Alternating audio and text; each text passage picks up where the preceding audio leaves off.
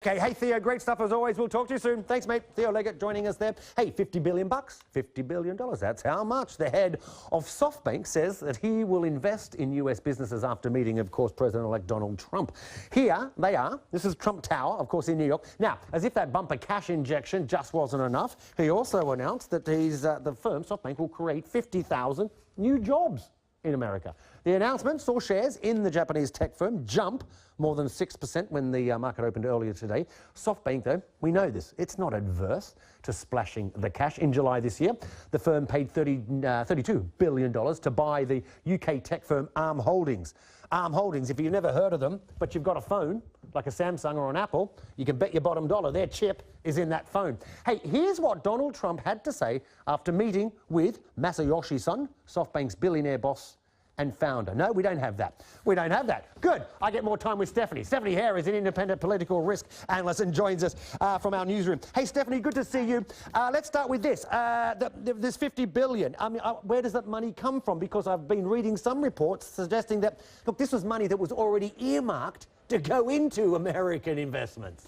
That's right. SoftBank had announced back in October 14th, so well before the U.S. presidential election, the creation of this investment fund, which it's doing in partnership with the Kingdom of Saudi Arabia's public investment fund. So Saudi Arabia is putting up $45 billion, SoftBank is putting up $25 billion, and they're hoping to come up with the remaining $30 billion from global investors. So that's still under negotiation. But this money was already earmarked for technology investment. SoftBank is on a buying spree and has said it wants to become one of the biggest technology investors in the world in the next decade.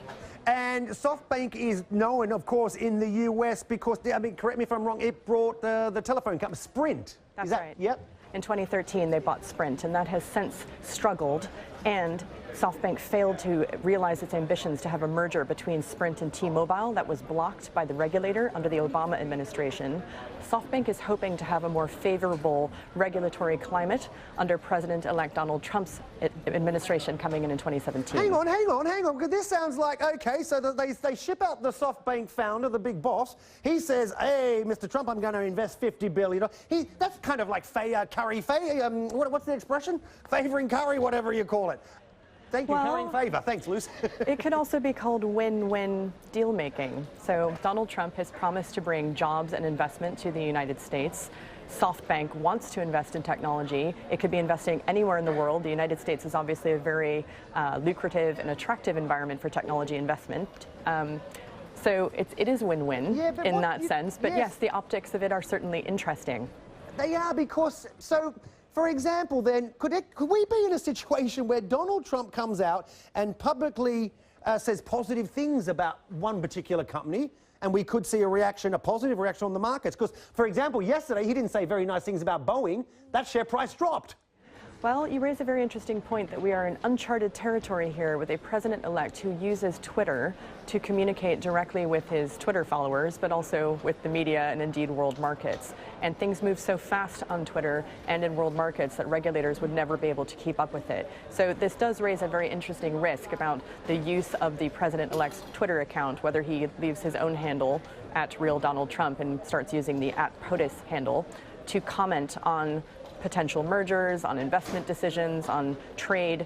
We also have something very interesting here that's new as well, which is that this president-elect, Mr. Trump, he seems to repudiate the big trade deals, things like the North America Free Trade Agreement. He said he wants to renegotiate. He said he will not sign the Trans-Pacific Partnership, which was one of the big deals under President Barack Obama. So he is moving away from that and has a strategy that's much more about engagement with individual companies. And that's where things like share price and anything that he's communicating, either before or after a major decision, really matter. We could actually start to see a phenomenon of Trump-related stocks, Trump-related companies. Wow. Okay. Very interesting times. I know you're going to keep across that. We'll talk to you soon, Stephanie. Thank you, Stephanie Hare, joining us there. Follow me on Twitter. You can get me at BBC Aaron.